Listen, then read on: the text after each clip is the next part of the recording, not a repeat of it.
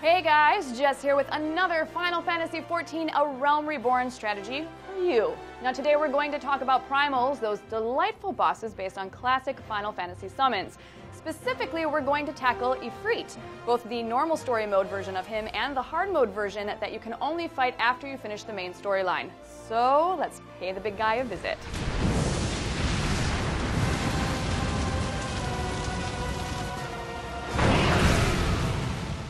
Each primal in the game has a normal version and a hard version for you to fight. Let's first go over the normal version. It requires a standard light party of 4 people. We recommend 1 tank, 2 DPS classes, and a healer, but you can also experiment by partying up with friends on the same world. First of all, do any buffs you want and then have the tank draw Ifrit away from the rest of the party. This should be the only class that stands in front of the boss. Melee DPS should stand behind him while range DPS and healers should keep their distance off to Ifrit's side. This is so they can easily avoid Ifrit's Eruption and Radiant Plume attacks. Of course, healers should mainly concentrate on healing the tank.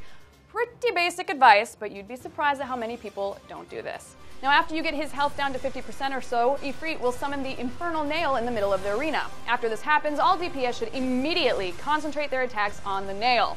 The tank should still keep Ifrit's attention, and the healer should look after the tank.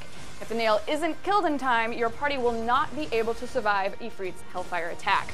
Now don't forget about your limit breaks during this part of the fight. DPS classes can save their limit break to take down the nail fast, which is probably the best use of it. Tanks can also use their limit break to put up a defense against Hellfire, or healers can recover the whole party with theirs, but honestly, why risk it? Okay, so that's the normal version, but what about the hard version? Well, the strategy is basically still the same, except you'll be using a full 8-person party, and Ifrit hits hard. Now some important notes: Ifrit's Eruption attack can kill you instantly, and he'll summon 4 nails instead of 1. Now tanks will have to be really careful. Paladin's Shield Bash move can stun the big guy, so exploit that. Also, he'll have a few new moves in his arsenal. He'll now occasionally jump into the air and perch at the edge of the battlefield. He'll then dash across in a straight line from his landing point, dealing major damage to any in his path. As the fight continues, more versions of Ifrit will appear during these jumping phases, so position yourself carefully. Now when it comes to the 4 nails, use the Black Mage or Summoner limit break at level 3 to summon Meteor. This will damage all nails at the same time. It will be tough, but keep at it. If he manages to squeeze Hellfire off before the nails are defeated, things will not look good for you. Luckily, all of this blood and sweat will be worth it. Hard versions of primals drop special Primal Edition of weapons.